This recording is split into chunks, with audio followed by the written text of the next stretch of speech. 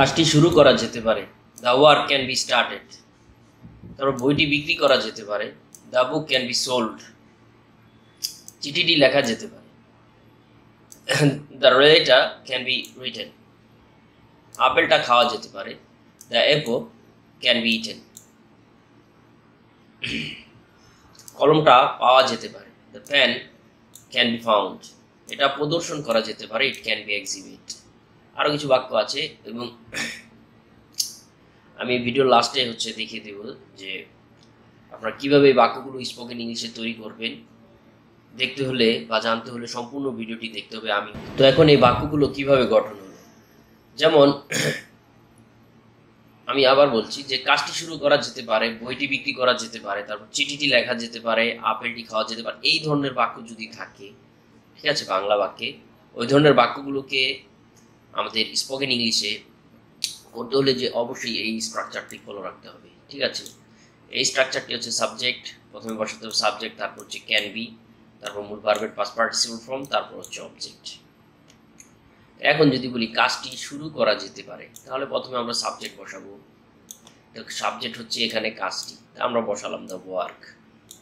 তারপর স্ট্রাকচার অনুযায়ী can be বসাতে হবে, তা আমরা বসালাম can be, the work can B. তারপরে বলা আছে এখানে যে মূল ভার্বের পাস্ট পার্টিসিপল ফর্ম, মানে মূল ভার্বের পাস্ট পার্টিসিপল ফর্ম হচ্ছে মূল ভার্বের 3 নম্বর ফর্ম।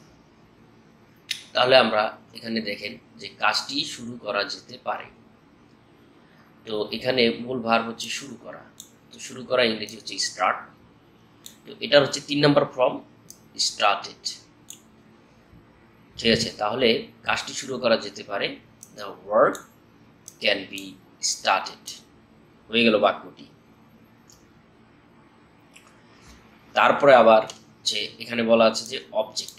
এখন যদি অবজেক্ট থাকে সেক্ষেত্রে আপনারা ব্যবহার করবেন অবজেক্ট, আর যদি অবজেক্ট না থাকে সেক্ষেত্রে অবজেক্ট ব্যবহার করা দরকার নেই, মানে অবজেক্ট ব্যবহার করতে পারবেন না।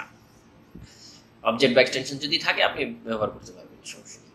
তারপর হচ্ছে যে বাক্যটি যে বইটা বিক্রি করা যেতে পারে, তো বইটা বিক্রি করা যেতে পারে, এখানে সাবজেক্ট হচ্ছে দ্য বুক। তারপরে আমাদের স্ট্রাকচার অনুযায়ী আমাদেরকে বসাতে হবে ক্যান বি, আমরা বসালাম ক্যান বি। তারপর বলছি মূল ভার্বের পাস্ট পার্টিসিপল ফর্ম, তাহলে আমরা মূল ভার্বের পাস্ট পার্টিসিপল ফর্ম বসালাম সোল্ড। তো এখন কিছু গুরুত্বপূর্ণ কথা হচ্ছে যে আমার এই পেজে বা এই ইউটিউব চ্যানেলে হচ্ছে আপনাদের সুবিধার জন্য যারা বেসিক বা প্রথম থেকে স্পোকেন ইংলিশ শিখতে চাচ্ছেন তাদের জন্য 1 থেকে 10 পর্যন্ত আমাদের কিছু কোর্স ক্লাস করা আছে, এখানে ভিডিও দেওয়া আছে 1 থেকে 10 পর্যন্ত যেই ক্লাসগুলা। তো ওই ক্লাসগুলো আপনারা চাইলে দেখতে পারেন, এগুলো আপনাদের জন্য বেটার হবে। যারা একদম প্রথম থেকে শিখতে চাচ্ছেন তারা অবশ্যই আমার 1 থেকে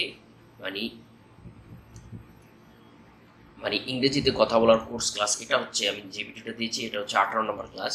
তো 1 থেকে 10 পর্যন্ত যেই ক্লাসগুলো করা আছে ওই ভিডিওগুলো আপনারা দেখলে